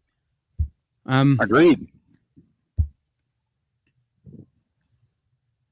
We've got Superman 29. I'm just going to That's another great negative space cover from. I'm not going to be able to pronounce David's last name correctly. David Aja. Aha. Okay. David Aja. I only know because Ann Nesenti corrected me a couple weeks ago. But you also have Tula Lotte doing that thing Tula Lotte does where it looks like a Humphrey Bogart movie, and I love it. Keep moving here. The Voice Said Kill. If you didn't read The Voice Said Kill #1, again, you're missing out on something really interesting from Cy Spurrier. Yep. So another really good one. Though the one to the left of it, the man who dreamt the impossible. I just want to bring that up because anytime somebody does a book that's based on Jack Kirby is well worth your time, in my humble opinion. And this is the oversized Treasury edition. Mm-hmm. So, it's like this big, and it's going to look beautiful, and you're going to get to see all that art lined up really well. Universal Monsters, The Invisible Man #1. Written by Tinian. You can't go wrong with Tiny Onion, especially Red Man. But we will talk about that one later on in the top 10. And, of course, I don't need to sell anyone on Void Rivals. We're taking everyone down with me or with us, or You'll Do Bad Things, which are here at the end. Zicky is an interesting case.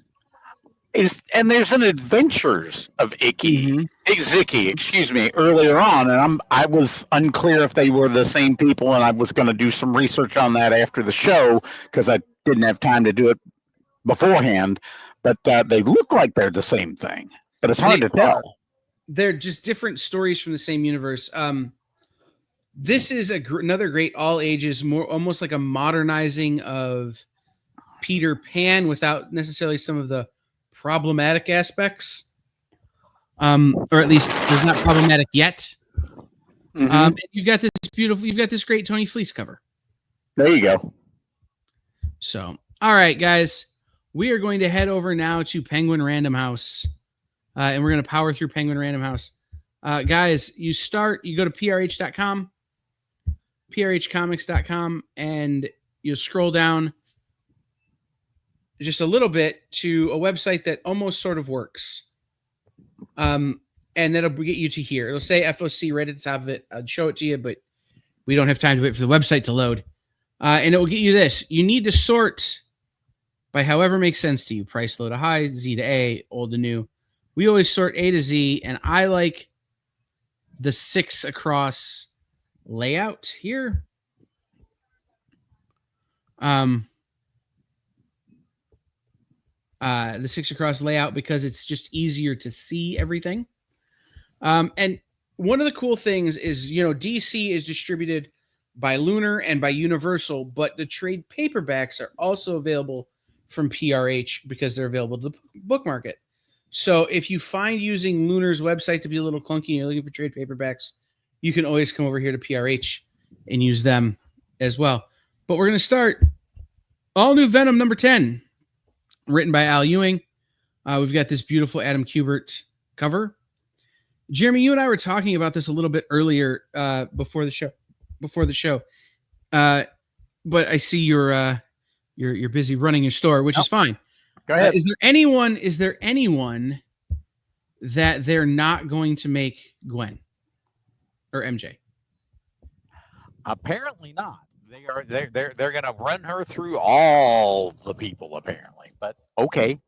The comment I was making to Kyle earlier was in the 60 years or 70 years of continuity that MJ has had, I'm not a mean bone in her body until about 18 months ago when suddenly she became some kind of badass. But okay, it's Marvel's character. They can do what they want.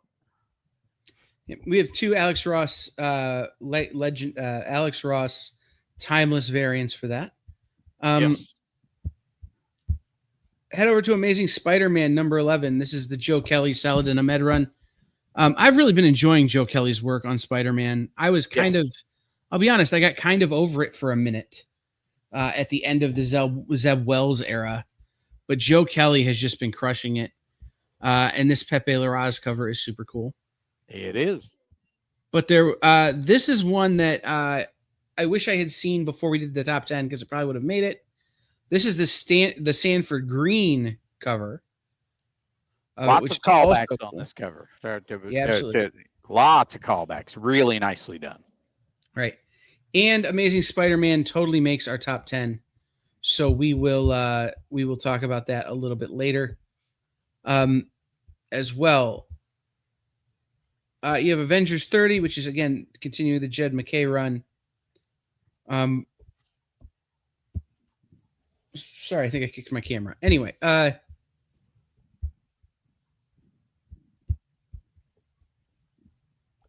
we have these retro Halloween mask variants. I like Beast, so this is cool, but it's like based on that classic cut out your Halloween mask kind of concept. I wonder how many people will actually do that, but that's neither here nor there. Hopefully none at this point. I understand. But yes, it's they're starting. There's a whole. I think they're doing a whole month worth of these retro Halloween mask ones. You skip past the Spider-Man one, which I think that one's super cool, but that because it's extremely retro Spider-Man. Mm-hmm. Well, we're going to talk about it in the top 10. Okay, good. But we're going to come down here. Somebody who's had a very interesting post their fame career is Kareem Abdul-Jabbar. He has written everything from Mycroft Holmes to Dungeons and Dragons stories that are actually published by WotC to all kinds of stuff. And now we have Champion, which is an autobiography, a graphic autobiography of Kareem Abdul-Jabbar that he co-wrote with Raymond Obsfeld. So again, this is a guy who was famous for one thing, that time he kicked Bruce Lee. And now he's writing comic books. Anyway, I don't know if everybody's a sports ball fan like I am, but I always think it's great that Kareem has done everything from Sherlock Holmes to Conan to everything else. Civil War number 2 facsimile edition. If you saw Marvel Civil War, like the movie, and thought that was Civil War, you're wrong. So get these and read them and understand why I've been bashing that movie since the day it came out. Yes. Kind of the whole thing there. We've got a bunch of new Critical Role stuff, guys. Box sets of Vox Machina, and other things there from Critical Role to check out. And we talked about this earlier, Jeremy. DC Finest. We have Crisis on Infinite Earths, Part 1. The Fury of the Super Foes, which, let's be honest, this is one of those that just doesn't get enough love. Yes. Fury of the Super Foes. And we have Supergirl Body and Soul. Again, these are great new trade paperback printings of, Gary Frank work, of Marv Wolfman work, and other things there from DC. And again, it's affordable. They're $40 for pretty massive books. Oh, yeah. Doctor Strange continues. Doctor Strange 450. I forget when they change the number on that, but it always throws me off when I'm like, Doctor Strange 450. This is a one shot because they made it to issue 450 kind of thing. Right. Yeah. I when Marvel moves their numbering around, I just get itchy. You and me both. So, but again, if you like Doctor Strange, you're definitely going to pick up this one shot that kind of is celebrating this moment. And of course, we have this beautiful, if it'll open, NetEase Games Marvel Mystic Mayhem variant. So if you play Marvel Rivals, you get it. Yep. It's a nice one. Next up, while I wait for the Penguin website to load again, is Godzilla. Godzilla, the Kaishi era, #1, second printing. This is one that sold out pretty quick, at least at my local comic shop. So you may need to get in on the second printing of this Tim Seeley Godzilla book from IDW. How is Godzilla doing in your shop, Jeremy? Oh, Godzilla is big here. I'm a big Godzilla fan, so I have way more Godzillas in my store than you could imagine, and I sell a bunch of Godzillas. We also have Godzilla Here There Be Aliens by Frank Thierry. Are we? I haven't read the first 3 of this yet. Are we implying that Godzilla is a space alien? No. He's fighting the space aliens. All right. I really want Godzilla versus Mars Attacks. Anyway. I would definitely not put any money on the Mars people. No, not at all. We've got Green Lantern by Robert Venditti, Omnibus. Again, that's one of those Green Lanterns. If you didn't read, you should probably check it out. Hellboy in Love, The Art of Fire, #2A, cover to be revealed. Well, you can't get everything done on the first try. Right. What can I say? Right. But Hellboy in Love has been great, guys. It is a much softer version of Hellboy that is still very Hellboy. My buddy Bob's Hello Darkness, R.L. Stein writing Hello Darkness, which has been great. If you have, that's another one you should definitely check out. Lots of fun. Mm-hmm. Very dark, very, very appropriate for R.L. Stine to be writing. Right. If you had told 10-year-old Kyle that he would be friends with R.L. Stine, he probably would have slapped you. But to tell him that he'd be friends with R.L. Stine and Tim Jacobus, who did all those great covers back in the day, he definitely would have slapped you. Oh, yeah. All right. Imperial War, Exiles, #1. Steve Fox, Jonathan Higman, Francisco Mana, and David Tino. This is, I'm showing you the Alex Ross sketch variant of Imperial War X-Men or Exiles #1. This is part of that big crossover that we have coming up in the Imperial War story over at Marvel. This is one of those, I'm going to say, if mom always said, if you can't say something nice, don't say anything at all. I am not super high on Imperial War right now, but I'm very open to being swayed. One of the first anime and manga I was ever introduced to is Initial D, or Initial D if you're American. Guys, it's about driving cars. It's about racing cars. Super fun little manga. Oh, yeah. Lots of this is a great read. All right. It's Jeff. It's Jeff. And other Marvel Tales #1. Again, Kelly Thompson, Guri Hiru. Cover art there. I've said it before on the show, and I'll say it again. I don't get Jeff, but I understand. Not for you. You're not the target audience. Right, but I understand the appeal. Like this cover, I think is great. This Bob Quinn. But again, Jeff's not for me. But if it is for you, be excited because you get more Jeff.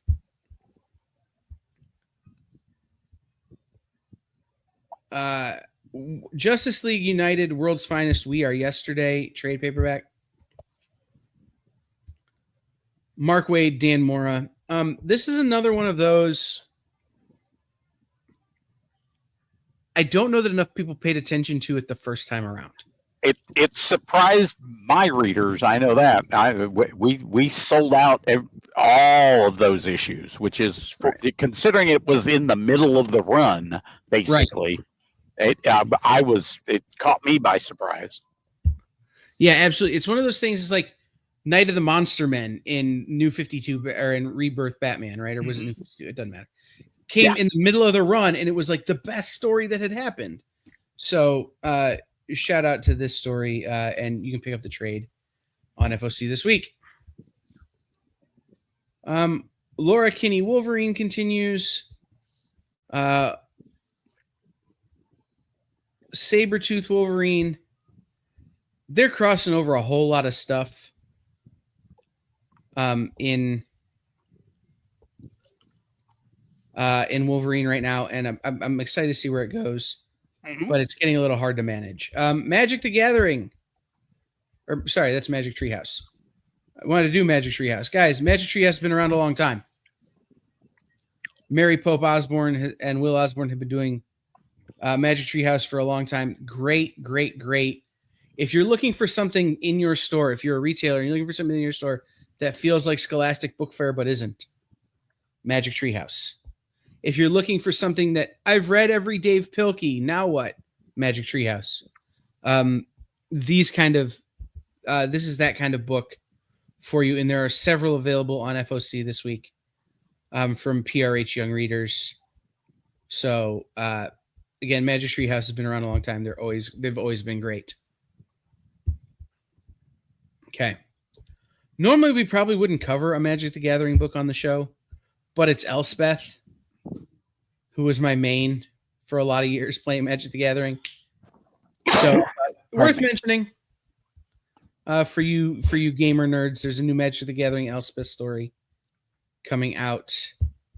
Magic is super hot right now. MAGIK. Super hot right now. And on this one, for whatever reason, this is the Alex Ross. The Alex Ross Timeless.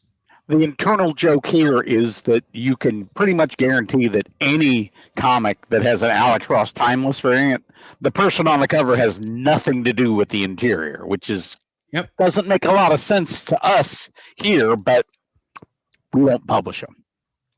Yep. We're also not Alex Ross. So, yep. All right. I wanted to leave some time to talk about this one. The big one. Boy, oh boy, is it a big one. Marvel DC Deadpool Batman #1. This is the Marvel side of this, guys. There will be a DC side coming later. Comic script by Zeb Wells and Kevin Smith of Talking a Lot on the Internet fame. And Greg, illustrated by Greg Capullo and Adam Kubert, cover by Greg Capullo.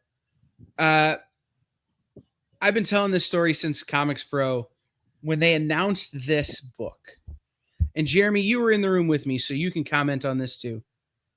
It really felt like CB and Marie Javins got up on stage and went, "Hey, the lawyers aren't looking. We're making a thing."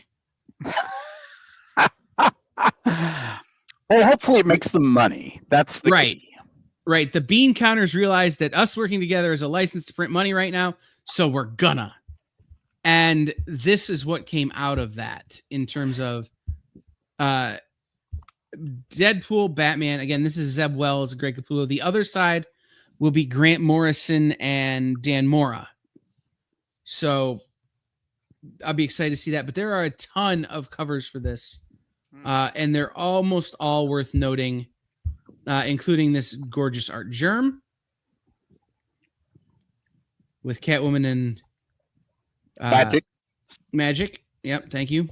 Patton Oswalt once said a nerd's worst fear is when his obscure reference gun jams, and Magic isn't even that obscure of a reference. Don't skip the Daniel Warren Johnson cover. Oh, we're not. I'm opening it right now. We've got the Frank Miller variant, guys. If you don't understand, 1 in 50 or 1 in 100. It's not listed as an incentive. I know, but it is. There is a Virgin that's an incentive. Okay. My apologies. I think. Yeah, but guys, if you don't know what Frank is doing with this art style, go look up Vaughn Bodie. That's all I'm gonna say. We've got the Esad Ribic, which I think is a great cover as well. But the one that Jeremy and I are both really kind of obsessed with right now is the Daniel Warren Johnson. Where is that the Thing punching the Thor? Certainly looks like it. Maybe it's Big Barda. Maybe. Don't know. It's hard to tell. Right, but we're gonna find out when we read the book, right? We are, but it's still an awesome cover. Yes. I showed Esad Ribic. We have a Jeff Crypto crossover cover by Giri Hiru. With the right crypto. It's true. It is the right crypto. So that's probably going to be the hot seller in all of these. We've got, the Insignia mashup, J. Scott Campbell. We'll talk about more. J. Scott Campbell? Is he doing covers still? We'll talk more about this in a we'll talk more about this some of these covers coming up. We also have Plain Red. We've got the Russell Dauterman homage to Infinity War, which I think is a kind of a cool cover. Yep. Particularly since they can mix the universes in that one. And we've even got a Scotty Young. Frida. Sorry. We've even got a Scotty Young, which, again, will be one of the hotter covers on this book, I'm sure. Hang on. Be right back. You're good. So that is DC, Marvel DC, Deadpool, Batman. Again, I keep telling everybody it's a license to print money, and it should be. It should sell really well for everybody in shops, and it'll be a good read. It'll be a real fun read. We've got more Magic Treehouse, like we talked about, Minecraft, Moon Knight. Again, these are ongoings. I want to talk about Murder Podcast. Murder Podcast is from Ignition Press. Written by Jeremy Hahn, illustrated by Mike Tisserand. I've never been sure how to say his name. Doesn't matter. Jeremy Hahn has been on the Experience before. He's written some really great books where he's written and drawn them. Murder Podcast is exactly what you think it is. It is a murder mystery story told as though it was a podcast. I got to step away for a couple of minutes. I'll be right back. No problem. Told as though it was a podcast, guys. So they did a Kickstarter for this.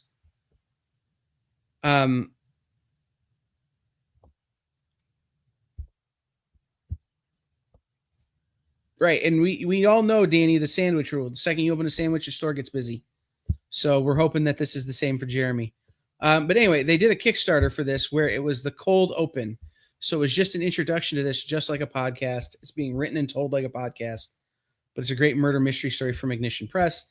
Of course, Ignition Press is the new company run by Philip Sablick, who you may have known from his time at Boom. This is their first offering. So stay tuned for more about that. I'm going to jump down here. Power Rangers Prime number 10 continues. Again, you've got a lot of great Power Rangers covers, a lot of great, different kind of the 20th anniversary variant by Melissa Flores, things like that. Re-releasing or Powers 25, Michael Avon Oeming, Brian Bendis. We're going to wait for it to load here. Brian Bendis's Powers was so unique and interesting back in the day when it dropped. And Michael Avon Oeming's art is so cool. Looks so good on this book. So to be celebrating it again and to be launching a new series is is worth paying attention to. If you've not read Powers, this is a great time to jump in and kind of understand what that universe is.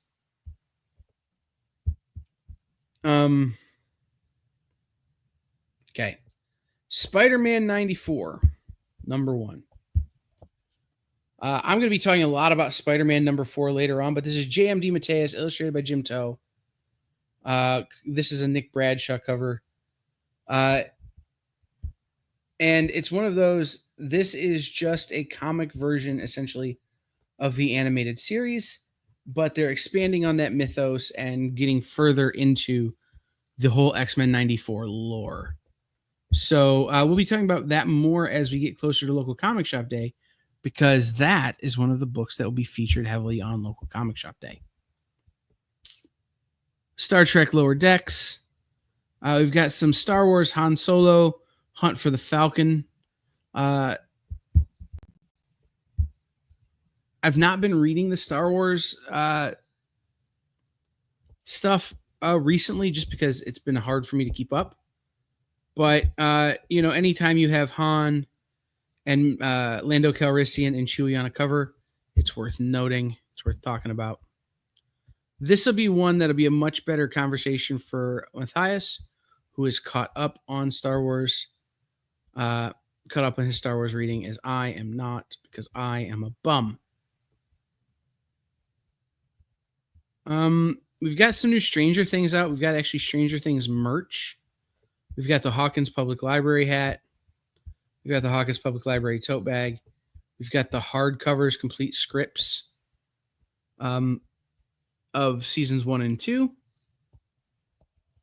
Superior Spider-Man Returns omnibus with the Mark Bagley. That's Christopher Yoza's Superior Spider-Man, which was a really great run that I quite enjoyed.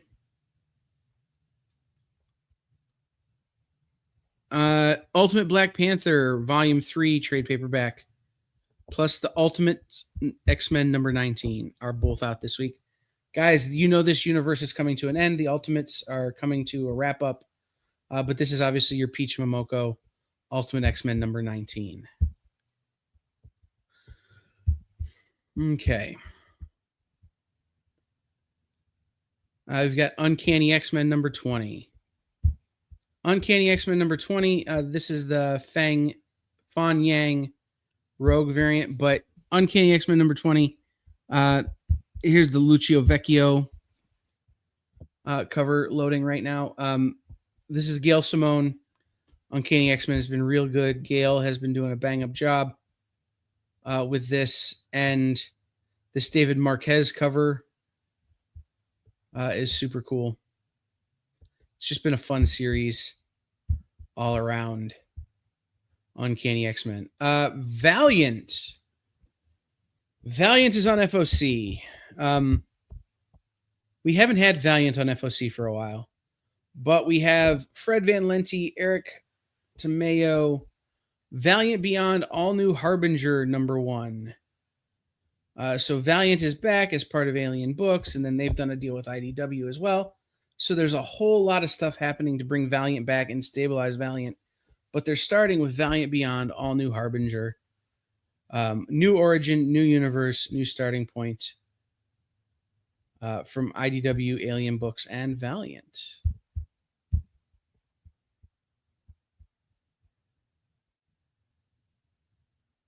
And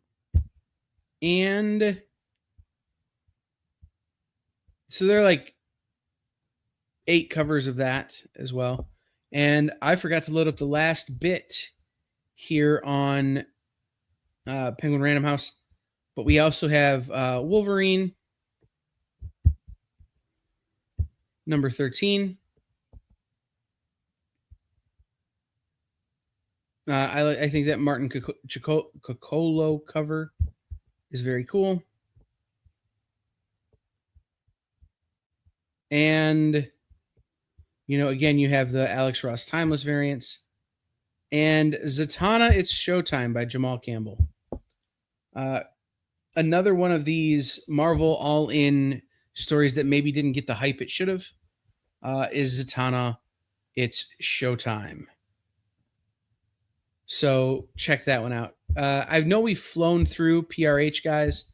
Go over and take your time going through PRH. We've gone fast trying to get the show in and get everything done, but take your time going through PRH. Pay attention to all of that stuff that is on order or available for order over there. And I know Jeremy's away, but we are going to move on to the top 10 for this week.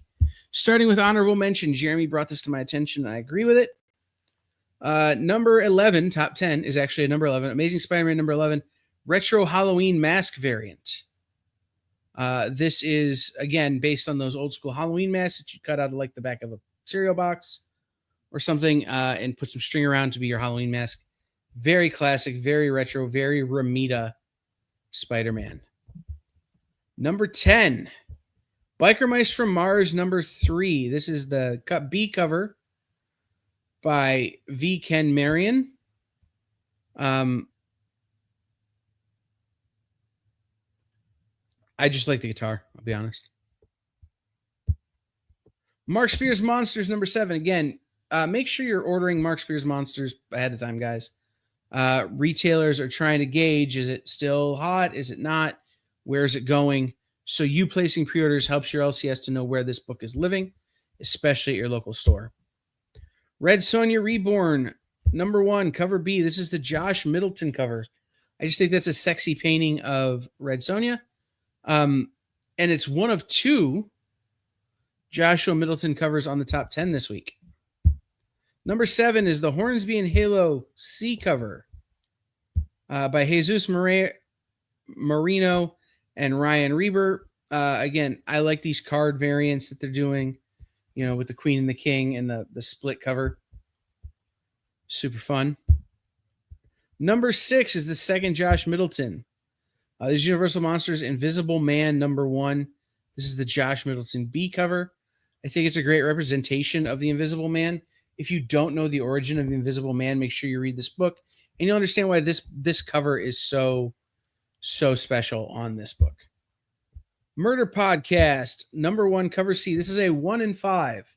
1 in 5. So your store has to order at least 5 to qualify for one of these. And it's only 5. So if you get an A and a B, and that gets them 2/5 of the way there. So you're almost halfway there, helping your LCS order this if you want it. But this is the I'm going to butcher this. Ebrahal Lurchi cover. I just think it looks like the band Ghost. And so I super dig it. But I think this book is going to be a big deal. I think it's going to launch Ignition in a really big way. And I think people are going to really, really, really like the murder mystery story. Uncanny X-Men number 20. Fan Yang Rogue variant. Again, it's a sexy Rogue variant. I don't know if there's a lot to tell you on that one.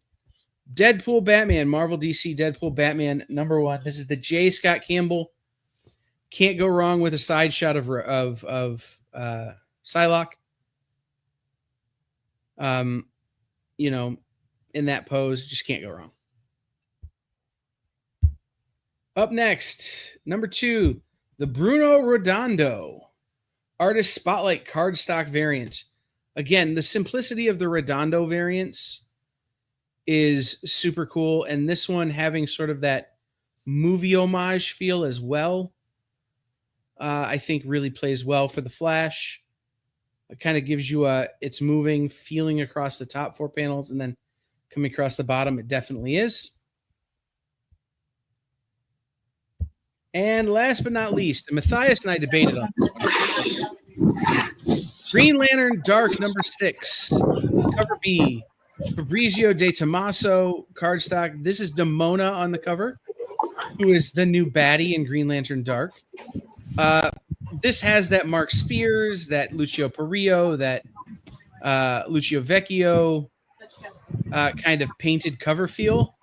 And I think it really does represent Demona really well on this cover. Again, this is a book that didn't really find its footing until maybe a couple issues too late.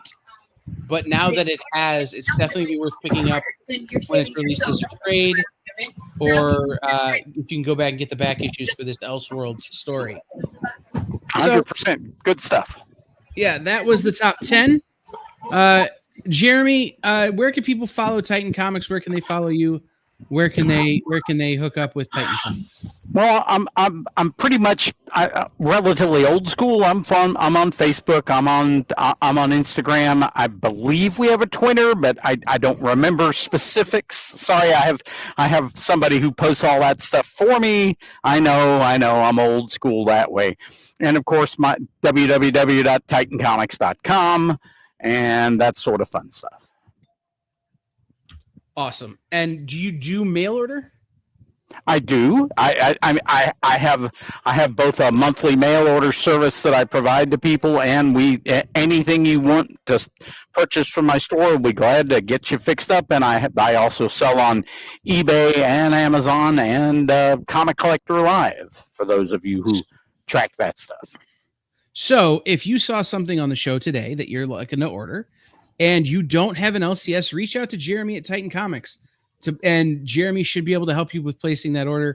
If not, Absolutely. Jeremy Matthias always can over at Nowhere Games and Comics. So we definitely have a place for you. Thank you, Jeremy, for being here. It was great having you on the show. Thanks. I'm glad the store was super busy, which is always a good thing. Everybody out there in the internet world, stay tuned. Tonight at 7, Nick Barucci on the Original Art Experience at 7. Nikki has original ASM strips from the newspaper, like the original art from the ASM newspaper strips, and some Art Adam stuff and some other really cool art on offer tonight at 7 here on the Experience. And then following him, Nancy McCann from Comics Unlimited in Cleveland, Tennessee. Nancy's been doing comics since I was young. Before I even was a thought of. Nancy has been around. She knows her stuff. She knows everybody. She knows comics really well. She will have vintage to modern. She'll take requests. She has a great crew, her and Dawn, over there at the shop. So they will be here at 9. Sunday, we will be off. We will not have a Producers Live show on Sunday because I'm going to take a weekend off and recover. But then Monday, Comic Collectibles with Rex will be back with brand new commissioned cover art, as well as Dynamite back issues, incentives, and other things. At 9 o'clock, Jay and I will be doing a totally new format for Second Shift Lunch, which is where Jay and I use our break from producing shows to talk to you and hang out. Then at 10 or 11 o'clock Eastern, We have Best Coast Comics with Bronze Age Nerd and Big B McFly, the comic guy. Tuesday, we'll be back with Minta Skim with Miss Jen and Shanice, where they will give you rapid reviews of books out on Wednesday. We'll have Welcome to Wonderland with Rich Davis and Wonderland Comics in Tennessee as well. And Kicking It with Henri, who's at Tampa. Next Wednesday, 9 o'clock Eastern, Fantasy Casting with me and Jay. We're doing something completely different in terms of fantasy casting that I've never seen done before, but I had this idea while I was in the hospital on like pain meds. So we're going to see if it works. Ooh, there you go. Next Thursday is our full slate of shows. Sketch Up with Mel and Mog, the Geek Chat with Rich and Des, and What's in the Box with Miss Jen. And then next Friday, Matthias and I will be back doing the FOC show with another guest, talking about a million great comics that are going to be on FOC next week. So stay tuned for that. Thank you, Jeremy. Thank you, everybody, for being here. We will see you all down the road. Be good. All right. Take care.